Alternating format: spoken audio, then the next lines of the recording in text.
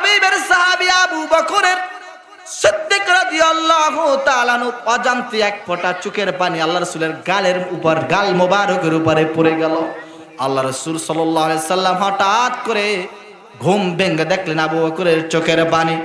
নবীজি বললেন, আবু বকর আপনি কেন কাঁদতেছেন? শত্রু আঘাত করেছে? বলে না।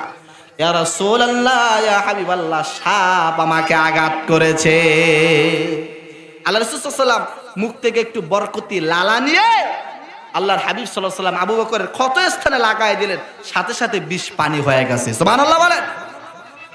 আর আজকে একদল বলে আল্লাহর হাবিব সাল্লাল্লাহু আলাইহি সাল্লামকে বলে তিনি নাকি গরু চড়িয়েছেন, ছাগল চড়িয়েছেন। আমি বলবো, হ্যাঁ বন্ধু, আল্লাহর হাবিব রাহমাতাল লিল আলামিন ছাগল চড়ান নাই, বরং হালিমাতুস সাদিয়া রাদিয়াল্লাহু তাআলা আনহু ছাগলের পালের দায়িত্ব পালন করেছেন। আল্লাহর হাবিবের বরকতি সময় থেকে একটু সময় দিয়েছেন। সুবহানাল্লাহ বলেন। আল্লাহর হাবিব সাল্লাল্লাহু আলাইহি সাল্লামকে আজকে বলেন নবীজির জামার মধ্যে নাকি ধুলাবালি লেগেছিল। না না বন্ধু, নবীজির জামা মোবারকের মধ্যে ধুলাবালি লাগে নাই।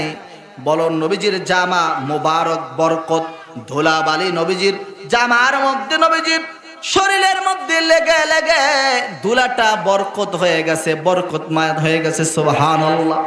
নবীজির চাহনির মধ্যে বরকত, নবীজির লালার মধ্যে বরকত, নবীজির চেহারার মধ্যে বরকত, নবীজির রক্তের মধ্যে বরকত।